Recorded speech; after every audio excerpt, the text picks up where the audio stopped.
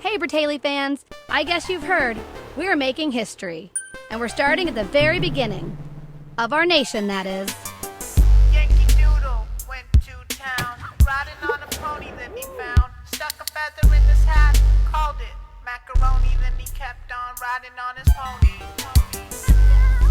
We're off on a trip back in time to the American Revolution, in costume and undercover. We're in hot pursuit of characters like General George Washington, lady spies, soldiers, presidents, pirates, horses, and some pretty sweet dance moves. We'll travel the original 13 colonies to see what we can find and recreate some of history's most famous moments. So saddle up.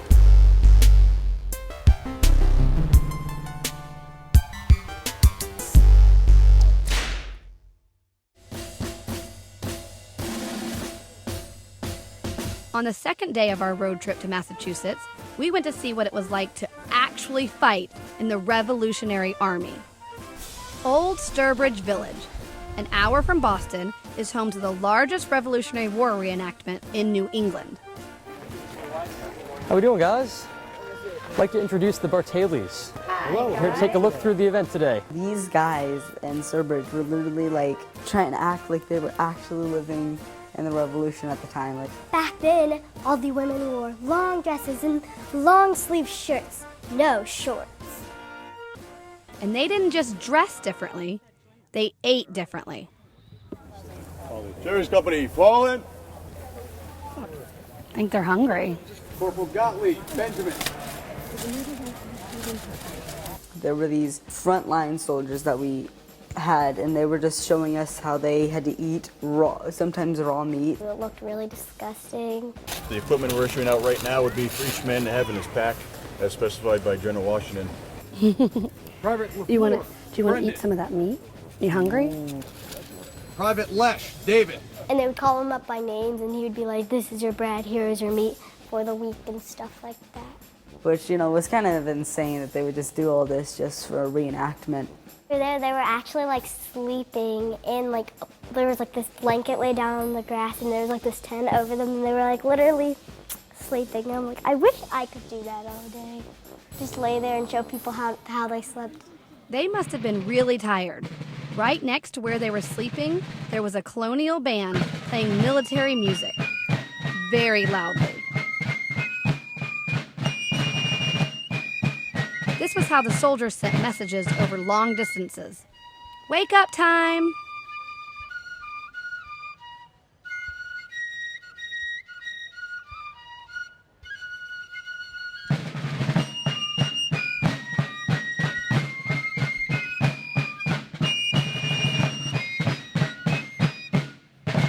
There are all these reenactors like,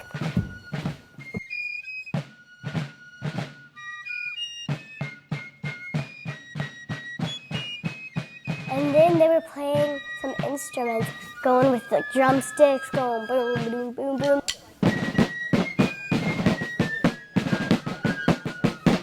They were playing like the fife. Fife and the flute and stuff like that. And we were like dancing all around. And then they do it twice and they did Yankee Doodle. Yankee Doodle, here it comes.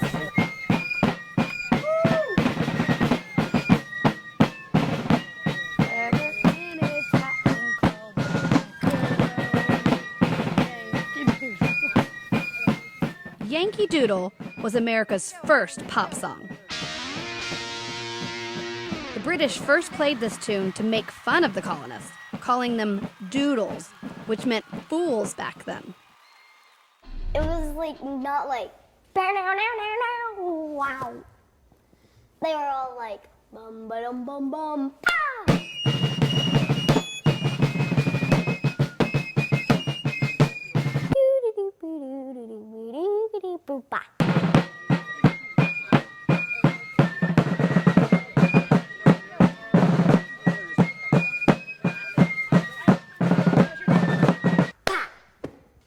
And these are the symbols. Oh, gotcha. Dance, hey?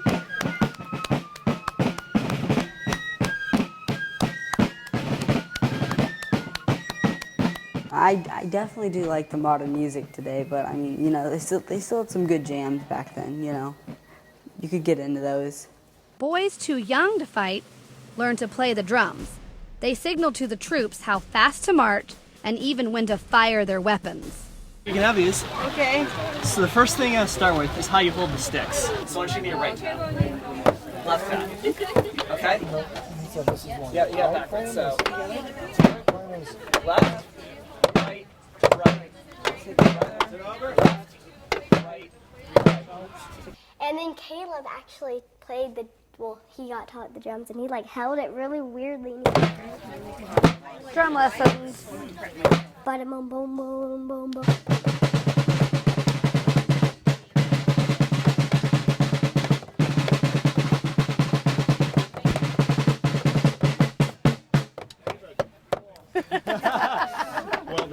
Nice job, Caleb. Yeah, it's like a fist bump, Caleb. And then after that, we went to this cannon firing. Welcome everyone to the artillery demonstration. We learned that the cannon was the most powerful weapon anyone had during the Revolutionary War.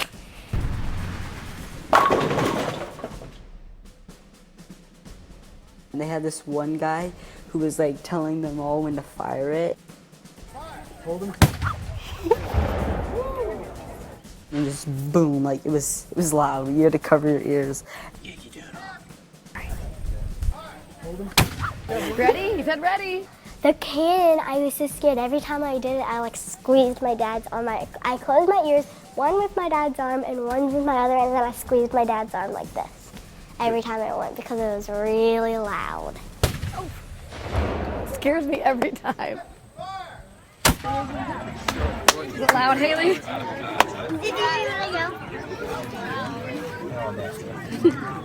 The guy who was like manning it, telling them to shoot, I think, he came over. Everything we do is totally authentic, including the uniforms. That's pretty cool. No, it's pretty warm. Want to try it on? Oh, nice. Yeah, I'll try something on. This is a wool coat. Oh my gosh. Kind of heavy. Do I look like I can march into You battle? need a haversack. That's for your lunch for the next 3 days. 3 days? Yeah, you get 3 days worth of rations, usually boiled meat, piece of cheese. Canteen you always have to have. In case I'm thirsty. And then whatever position you have to have a gunner's haversack because you'll be carrying the powder like I did from the back of the gun to the front. Then you need a hat. Then you could use this linstock, All right. which fires the gun. All right, guys, so I'm ready to go fire my cannon. Now, before the next battle, what I need you to do is run up to the top of the Like hill. literally run? Yeah, just run. So you like get warmed up? I'm always teasing you. I would do it. Yeah. And she's like, this has to weigh like 30 pounds, and it's just a coat and a bunch of water on you. And then Hayley tries it. Is this way? It's a little sweaty, but Oh, you gotta turn around and model that. With the shades. Here. Yeah, hold the spear. I'm sure they didn't have those back then. no, they didn't. No shades. It's so heavy. And Won't get remember, them all now, dirty. this is the All right, hang on. this is the only coat that you would have. Okay. Haversack, Have a sack. pass box, And your hat. Now these and they aim for. You look good. Turn around, let me see your whole thing.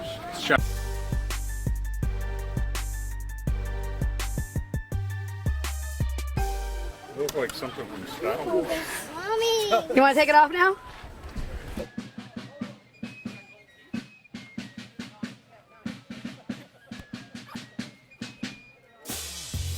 Everyone was giving George Washington some very nasty looks because they're all like so serious about their costumes and they're like really expensive and they like probably did them themselves and then he's just walking around in his polyester George Washington outfit like George Washington does. No pictures, please. The only thing worse than a cheap uniform is a dirty uniform. So the next stop on our tour, the wash bucket. So who would like to try a little bit of our laundry here? Come watch. Come watch the laundry. You're gonna have to wash my laundry like this later. Soldiers had to wash their clothing by hand, which often went days without a good scrubbing. Sometimes women would set up laundry services near military camps to help the cleaning cause. So we washed some clothes. Which one do you want to do, Annie? The scrubbing? All right, how are we doing with the wash? And it was like really cool. There was like the soap that we had to like scrub on the thing. Okay, so now you want to get down there and start scrubbing. Pull it up, put it back in again, rinse around some more, swish. And then after there was like this really cold, but like first it was hot water, and you would scoop it up with the spoon and you put it in the cold water, and you would kind of like put some soap on the like bumpy, like tight thing. Swish it around. You're gonna twist it with you. Squeeze it.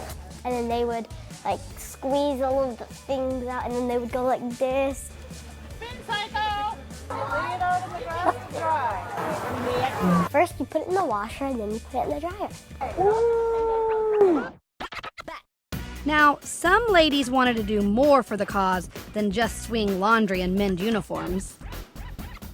But they were not allowed to actually fight in the army. So a few determined women snuck in. Hey! How do you do? Very well, thank you. And yourself? Very well, thank you. My name is Deborah Sampson. We met up with Deborah Sampson, and when she dressed up as a man, and she went to war. It's a pleasure to meet you. As I said, my name is Deborah, but you might hear some folks refer to me as Corporal Shirtlift or Robert. So don't be confused. Deborah Sampson cut her hair, posed as a 20-year-old man, and actually fought in the Revolutionary Army. You see, I am a corporal in the Continental Army, and you might be confused as to how that could be. Women generally were not allowed to fight in the military. Women generally weren't allowed to do much back in the colonial era. Do you think you were allowed to go to school, my lady? Girls go to school? Do girls go to school? Not back in the colonial era, my lady. Nope, no schooling for you. Deborah was working sewing buttons back onto soldiers' uniforms when she got an idea. And I would listen to the stories that they told while I was mending their clothing. Their adventures were incredible. What was I doing sitting in a tavern, mending a pair of trousers? These men were fighting a war in our backyard. So I found an old soldier's uniform and I mended it. And I put it on, and I looked in the looking glass, and I knew there was no way I could ever portray a boy. Do you know why? I'd never cut my hair. My hair! I was 20 years old. My hair was all the way down to my legs. So I took a pair of shears and I chopped my hair off, and this is all I have left. This is how you wore your hair during the colonial era. You grew it out, gentlemen. Tied it in a braid like this, or a ponytail. I don't know why your hair is so short, sir. Must be some new Maryland fashion trend you have. Suits you. With my new haircut, I put my uniform on, and then I signed my name as Robert Shirtlift. And I went off to fight in upstate New York. She got like shot in her leg or something, and she like pulled it out herself, and it's disgusting. I washed off the blood, don't worry. She showed us, and it like was really heavy, and it's like just like this tiny little ball shaped, and it was black, and you just held it in your hand. It was kind of heavy. Feel that? How would you like to have one of those in your leg? Next, we were off to watch a real battle.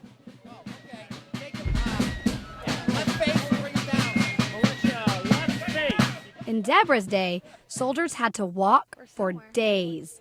Only officers had horses because it was very expensive to feed them. Do you want to be the horse? No. Giddy up! Annie got on my dad's back. Do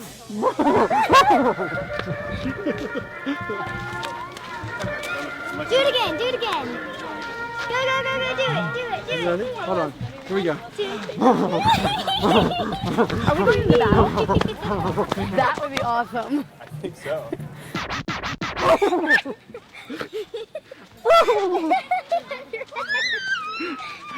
And then after that, we went to go watch the battle. We're gonna go stop this war. Gonna stop that war. You ready for the battle? Do you need like a musket or something? What's that? A gun? Nope. No. No, how are you going to shoot people? Karate choppers. You're going to karate chop people in battle? I'll just dodge the gun. You dodge it? Well, they're not very accurate, they said, so maybe you can just jump out of the way of it. General, what's the plan? I thought you had a different plan. I thought you had the plan. I thought everyone had the plan. We're getting that VIP battle access. VIP. The British soldiers wore red coats, so they were called redcoats. Here they come. Here they come, guys. Right Two right there. here. And here, and over there. And Here we over go. there. But the guys wearing blue, we called them patriots. There were lots of guys fighting in the field. Well, the patriots came down with horses, and then the British started coming out from down a little. Horses came up and people were riding them to go into the war. They were called cavalry. Cavalry? Okay. You know, they kind of like went at it for like 5 minutes, and then cavalry.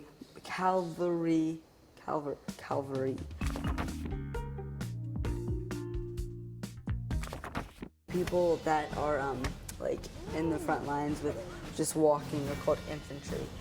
Stop. Stop. So yeah, that's really cool that they have names. You know, you just don't call them the horse guys and the people that walk. Raping them. Like, are there actually bullets? No. Good. How do you know if you get shot then? It's kind of just, they're just acting. And then the cavalry moved back. Then just out of nowhere, like a whole bunch of Patriot units just emerged from the woods, like, because the Patriots definitely do, like, they hide a lot. They are in the bushes, behind trees and all that, but the British troops are definitely marching together and everything. And then they would like shoot, blah, blah, blah, and they would like come and like go into the thing and come back and then go that back way and like reload and come back, and it was really, really neat because I like horses.